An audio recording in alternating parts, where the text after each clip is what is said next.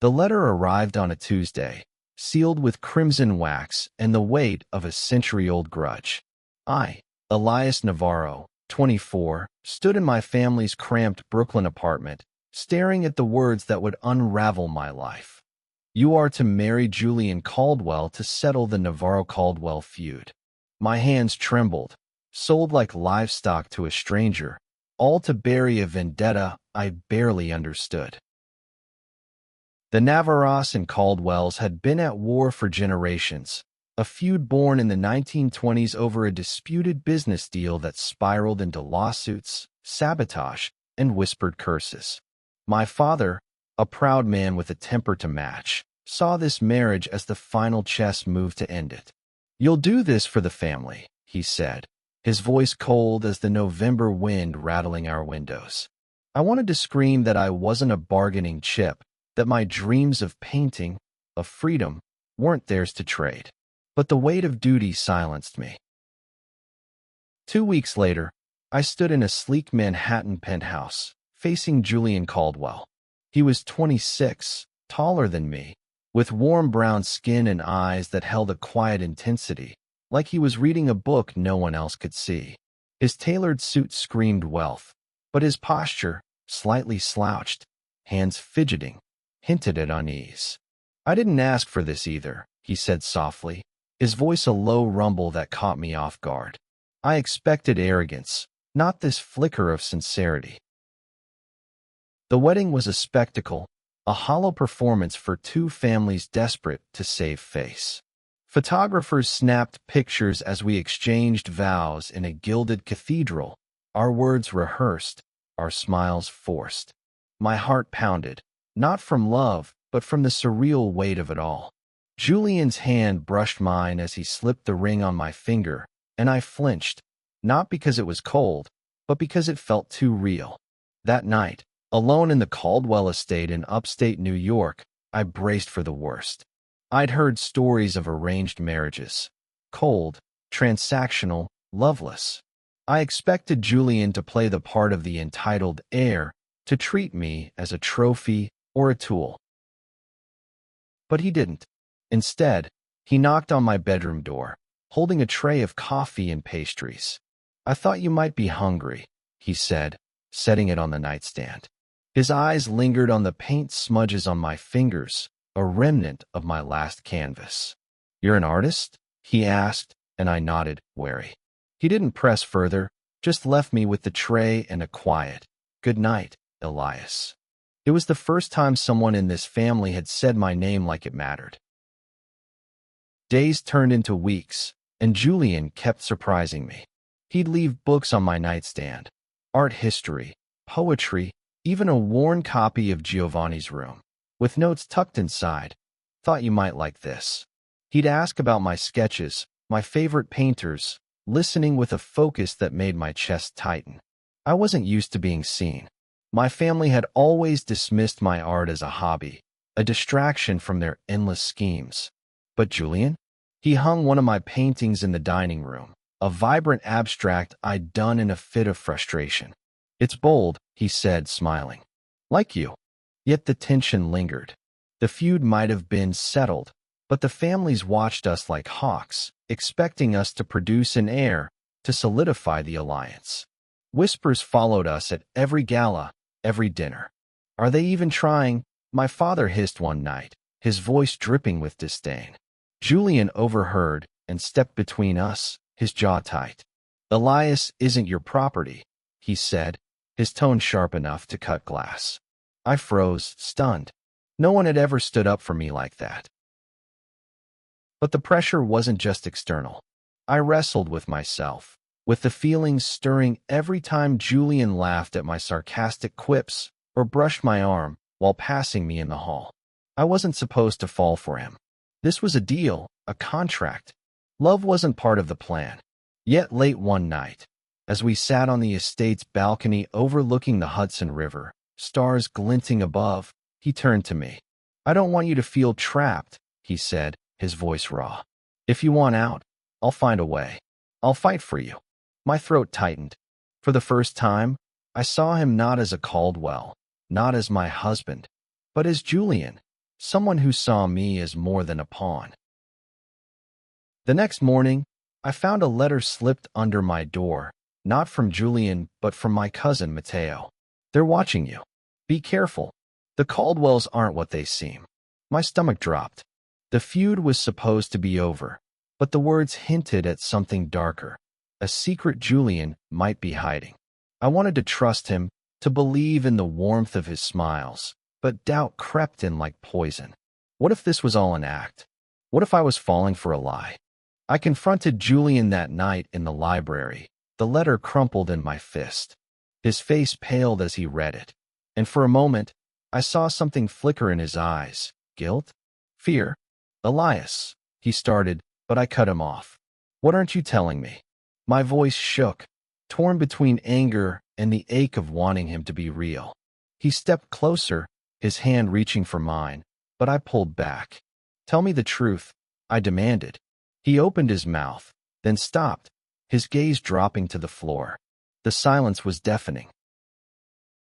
Julian's silence stretched, heavy as the oak shelves lining the library. Finally, he spoke, his voice low, almost broken. There's a trust fund, he said, tied to the marriage. If we don't stay together for at least a year, both families lose everything. Millions, Elias. My father made it a condition to ensure the feud ends for good. I stared at him, my heart sinking. So this was it. A financial leash disguised as a vow. Were you ever going to tell me? I asked, my voice barely a whisper.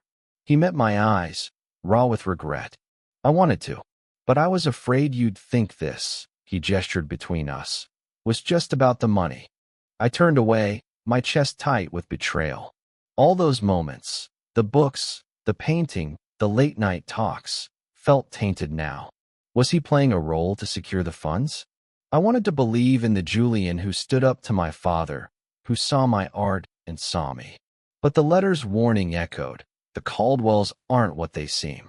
I left the library without a word, locking myself in my room, the weight of doubt crushing the fragile hope I'd let grow. The next day, Julian tried to bridge the gap. He found me in the garden, sketching the roses that lined the estate's paths. Elias, please, he said, kneeling beside me. The trust fund isn't why I'm here with you. I care about you, more than I should, maybe. His voice cracked, and I saw the vulnerability in his eyes, the same look he'd had on our wedding night. But I couldn't let myself soften. Then why keep it a secret? I snapped. He flinched, but didn't answer, just stood and walked away, leaving me with my sketchpad and a storm of conflicting emotions. The estate became a battleground of silence. We moved around each other like ghosts, polite but distant. I threw myself into painting, filling canvases with angry reds and stormy blues, trying to drown out the ache in my chest. Julian kept his distance, but I'd catch him watching me, when I was reading in the study or when I wandered the grounds at dusk. His gaze wasn't possessive or cold. It was soft, almost pleading, and it made my resolve waver. Then came the gala, a lavish event hosted by the Caldwells to celebrate the alliance. The ballroom glittered with chandeliers, but the air was thick with unspoken grudges. My father cornered me, his voice low and venomous. You're failing us, he said. This marriage was supposed to secure our future, and you're acting like a petulant child. Before I could respond, Julian appeared, his hand firm on my shoulder. Back off, Mr. Navarro, he said, his tone icy. Elias isn't your pawn anymore. My father's eyes narrowed, but he walked away, leaving me stunned by Julian's protectiveness. That night, unable to sleep, I wandered to the cliffside behind the estate, the same one we'd stood on weeks ago. The Pacific roared below, wild and untamed, mirroring the chaos in my heart. Julian found me there, his coat pulled tight against the wind. I'm sorry, he said, his voice barely audible over the waves. I should have told you about the trust fund from the start. But I swear, Elias, what I feel for you isn't part of any deal. He stepped closer, his eyes searching mine. I'm falling for you. and it scares the hell out of me. My breath caught. The sincerity in his voice, the raw edge of it, chipped away at my defenses. I wanted to believe him, to lean into the warmth of his words, but the letter's warning still lingered. "Prove it," I said, my voice trembling. "Show me you're not just playing a part." He nodded, his jaw tight with determination. "I will," he promised. "No matter what it takes." The next week, Julian took me to a small art gallery in Portland, one I'd mentioned in passing. He'd rented it out for the day, just for us. My paintings, ones I'd left scattered around the estate, were displayed on the walls, each one carefully framed. "I wanted you to see how incredible you are," he said, his voice soft but steady. "This is you, Elias. Not the feud, not the marriage. Just you." Tears pricked my eyes as I walked through the gallery, seeing my work through his eyes. For the first time, I felt truly seen. Not as a Navarro, not as a husband, but as myself. But the peace didn't last. Another letter arrived, this time from an anonymous source, slipped into my coat pocket at a family dinner. "Julian's hiding more than a trust fund. Ask about his brother." My blood ran cold. Julian had never mentioned a brother. When I confronted him, his face went ashen. "Elias, he started, but his voice broke. He sank into a chair, head in his hands. "My brother, Marcus, died 3 years ago," he said finally. "He was supposed to marry into your family, to end the feud. But he couldn't handle the pressure. He took his own life." The room spun. The feud had claimed more than pride. It had taken lives. Julian's pain, his hesitation, suddenly made sense. "I didn't tell you because I didn't want you to feel that weight," he said, his voice raw. "I didn't want you to think you were just a replacement." I reached for his hand, my anger dissolving into something softer, something that felt dangerously like love. The revelation about Marcus changed everything. Julian's guarded moments, his fierce protectiveness, it wasn't just about me. It was about a wound that hadn't healed, a guilt he carried like a shadow. That night, we sat together in the estate's attic, surrounded by dusty boxes and old photographs. Julian showed me a picture of Marcus, a man with his same warm eyes but a haunted smile. "He was my best friend," Julian said, his voice thick. "I couldn't save him, but I won't let this feud destroy you, Elias." I wanted to hate him for the secrets, but I couldn't. His pain was as real as mine, and in that attic, our walls came down. I told him about my own scars, growing up in a family that saw my queerness as a flaw, my art as a waste. He listened, not with pity but with understanding, his hand resting gently on mine. For the first time, I let myself lean into him, my head on his shoulder, the warmth of his presence grounding me.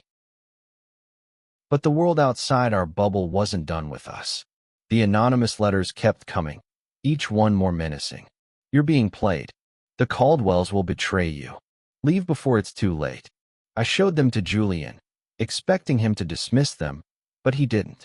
"Someone's trying to tear us apart," he said, his voice hard. "And I think it's coming from inside my family." His suspicion pointed to his cousin, Lena, a sharp-tongued woman who'd never hidden her disdain for the marriage.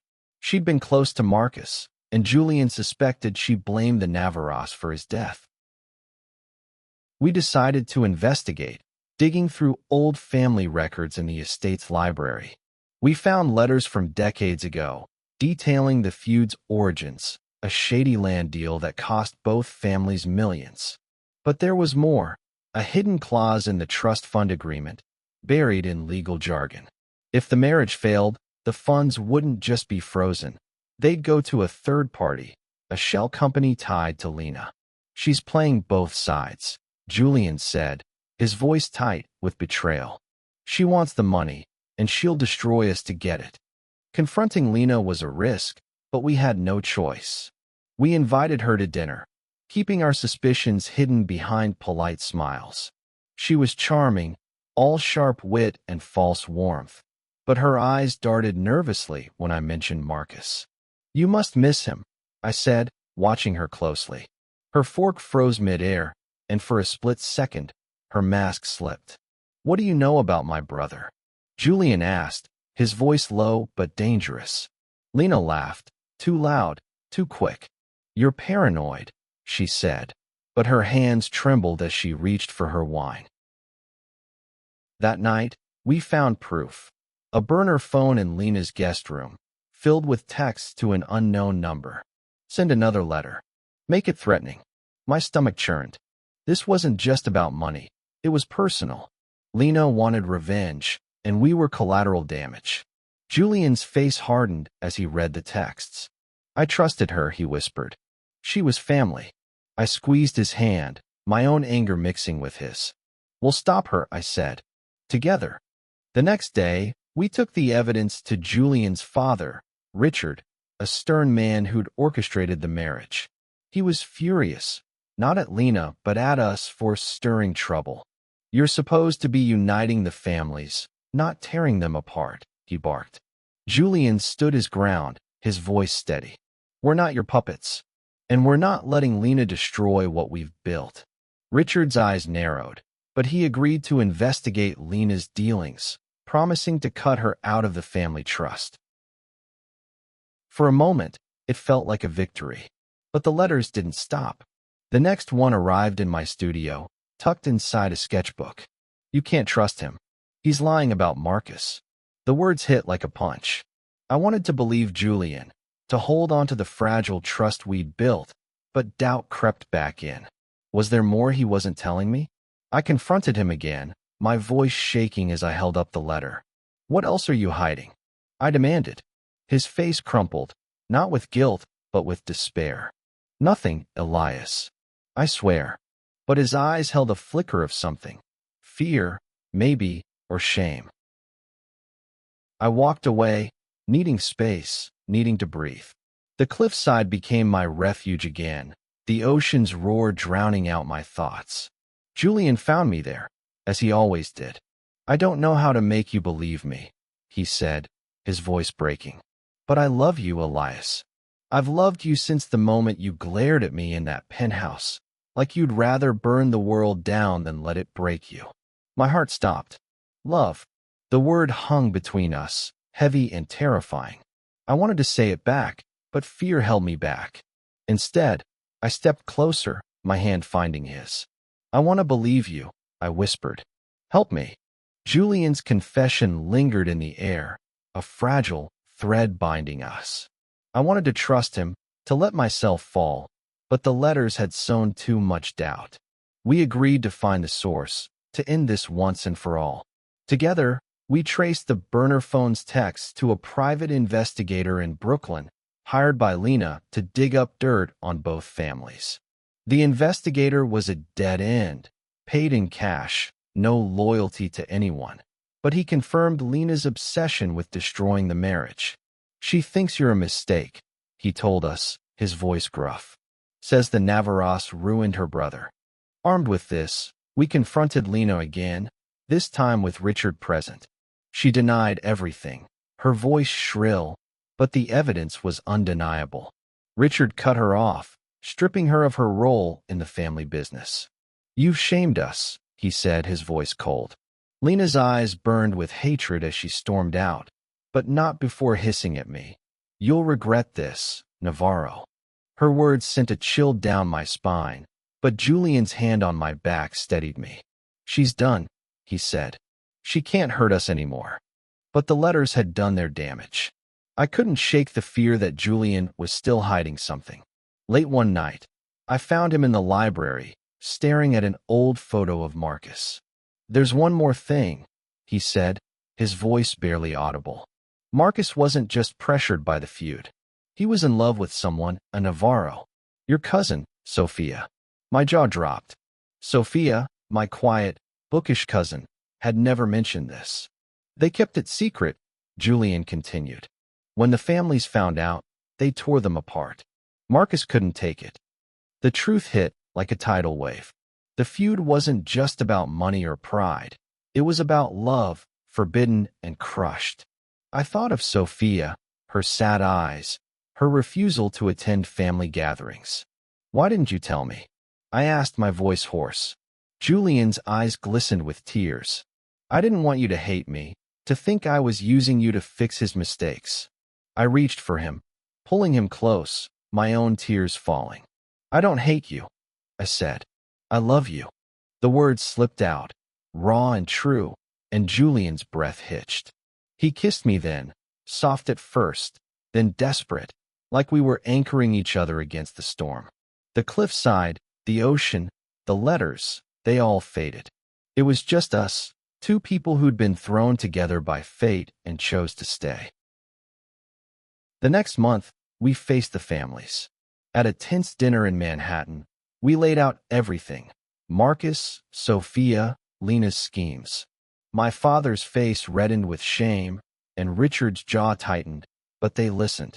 This feud ends now, Julian said, his hand in mine. Not because of a marriage, but because we're done letting it destroy lives. To my surprise, Sophia stood up, her voice steady. He's right. I loved Marcus. I won't let his death be for nothing. The room fell silent, the weight of her words sinking in. The families agreed to dissolve the trust fund's conditions, freeing us from its chains. Julian and I moved to a small house in Oregon, far from the estates and the grudges. I painted, he wrote, and we built a life, not as pawns, but as partners. The cliffside became our sanctuary, where we'd watch the sunset, hands intertwined, the ocean reminding us of the storms we'd weathered. One evening, as the sky burned orange and purple, Julian carved something into a wooden signpost: "Love defies all odds." I smiled, my heart full. The feud had meant to break us, but instead, it gave us each other, a love forged in defiance, stronger than any contract. We weren't disposable. We were unstoppable,